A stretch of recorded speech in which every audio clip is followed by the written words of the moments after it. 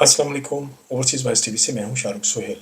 नाज़रीन इकराम, इस वक्त जब मैं आपसे मुखातिब हूँ तो अमेरिका के 47वें सदर की हैसियत से डोनाल्ड जे ट्रंप ने अपने ओहदे का हल्फ उठा लिया है और अब वो एक मुंतखब अमेरिकी सदर के तौर पर सामने आ चुके हैं। हल्फ लेने के बाद जो उन्होंने तकरीर की है उसमें बहुत सारी चीज़ों को हमेशा की तरह उन्होंने ज़बरदोज़ कर दिया है। और कल में कैपिटल एरिना वन में जो तकरीर उन्होंने की थी, ये वही मुकाम है, वही जगह है जिस पर इमरान खान साहब ने अपने वज़ारत उज़्मा के दौर में इस जगह पर तकरीर की थी। ऑलमोस्ट उतने ही अफराद इस वक्त भी इस स्टेडियम में मौजूद थे जितने उस वक्त इमरान खान साहब की तकरीर के दरमियान मौजूद थे। अरीना में तकरीर करते हुए भी उन्होंने इस बात का इज़हार किया था कि मैं अपने मुल्क से गैर कानूनी तारकीन वतन को फिल फौर अपने मुल्क से निकालूंगा। और आज तकरीर के दौरान उन्होंने कहा कि आज से, यानी आज ही से, गैर कानूनी तारकीन वतन को मुल्क बदर कर दिया जाएगा, इसलिए कि वो ये समझते हैं कि ये लोग यहाँ क्राइम का शिकार होते हैं। इन लोगों की वजह से अमेरिका में क्राइम ज़्यादा बढ़ चुका है। गैर कानूनी तारकीन वतन की फ़हरिस्त ऑलरेडी पहले से उनकी मुरतब थी और अब मुझे लगता है कि आने वाले दिनों में हज़ारों अफराद को अमेरिका से निकाल दिया जाएगा। दूसरा उन्होंने ये कहा कि अच्छा, मैं दो वजूहात की बिना पर ट्रंप को पसंद करता हूँ। एक तो ये कि वो जंगों के ख़िलाफ़ है, यानी वो तबीयतन अमन पसंद आदमी है और उसका जंगों पर यकीन नहीं है। यही वजह है कि उनके हलफ उठाने के फ़ौरन बाद सदर पुतिन का भी मैसेज आया है और उन्होंने कहा है कि हम यूक्रेन के साथ होने वाली अपनी जंग के सिलसिले में बातचीत के लिए तैयार हैं। यानी पुतिन को भी इस बात का अंदाज़ा है कि ट्रंप जंगें पसंद नहीं करता। और वैसे भी पुतिन और ट्रंप के माबैन पहले भी कहा जाता था कि अच्छे ताल्लुकात हैं, जिसकी वजह से मुमकिन है कि ये जंगबंदी हो जाए। जैसे फ़लस्तीन में, गज़ा में उनके सदर का हलफ उठाने से पहले ही जंग बंदी हो चुकी और जंगी कैदी जो है उनका तबादला भी शुरू हो चुका। जिस वक्त गज़ा की पट्टी पर छोटे मासूम बच्चे, यानी 8-10 साल से लेके 12-15 साल तक की एज के बच्चे जो रक्स कर रहे थे, जो उस वक्त वो गीत गा रहे थे आज़ादी का, ऐन उस वक्त पाकिस्तान में इमरान खान साहब को अल कादर यूनिवर्सिटी के हवाले से 14 बरस की कैद सुनाई जा रही थी। यानी हर तरह से एक पैगाम देना मकसूद है कि आप कुछ भी कर लें, हम इमरान खान को छोड़ने वाले नहीं हैं। खैर चलें, ये एक अलग मौजू है। अभी हम सदर ट्रंप के मुंतखब होने पर ही बात करते हैं, क्योंकि उन्होंने आज अपनी तकरीर के दौरान ये भी कहा कि जनूबी उनका जो बॉर्डर है उसके लिए उन्होंने एमरजेंसी नाफिज कर दी है। और जो सबसे अच्छी लाइन उन्होंने बोली वो ये थी कि आज से अमेरिका का सुनहरी दौर शुरू हो रहा है। और ये भी कहा कि आज से अमेरिका का ज़वाल ख़त्म होने जा रहा है।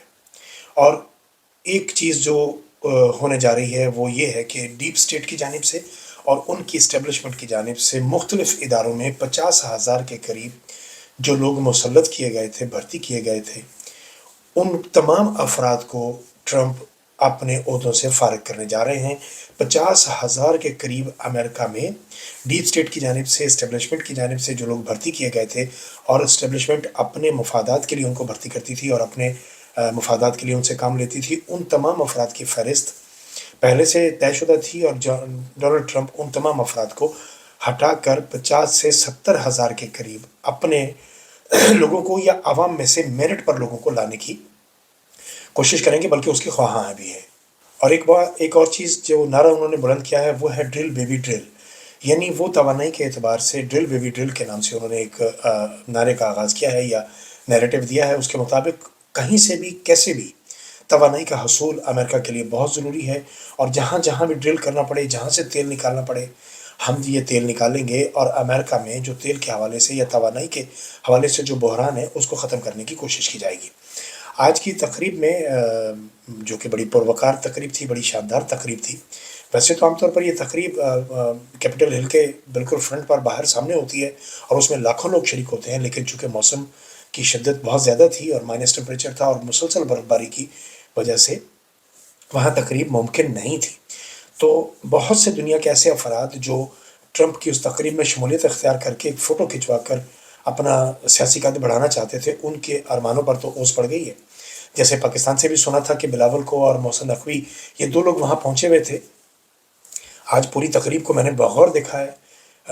مجھے کل کی تقریب میں جو کہ کیپٹل ارینا 1 میں ہوئی تھی، وہاں بھی مجھے ان 20-25 ہزار لوگوں میں سے ہمارے نمونے میں سے کوئی نمونہ نظر نہیں آیا۔ اور آج کی جو تقریب تھی اس میں تو ویسے ہی 600 افراد موجود تھے، اور یہ بڑی ایلیٹ کلاس تھی، امریکہ کی کریم تھی، اس میں دوسرے ممالک کے لوگ بھی شامل تھے، لیکن آپ وہاں پر فیس بک کے مالک کو بھی دیکھ سکتے تھے، امازون کے مالک کو بھی دیکھ سکتے تھے، آپ نے ایلن مسک کو بھی وہاں دیکھا، اور دنیا کی جتنی آئی ٹی کی بڑی شخصیات تھی وہ بھی وہاں موجود تھی، کیونکہ ٹیکنالوجی کا دور ہے اور ٹرمپ ٹیکنالوجی پہ اس کا بڑا بلیو ہے اس بات پہ۔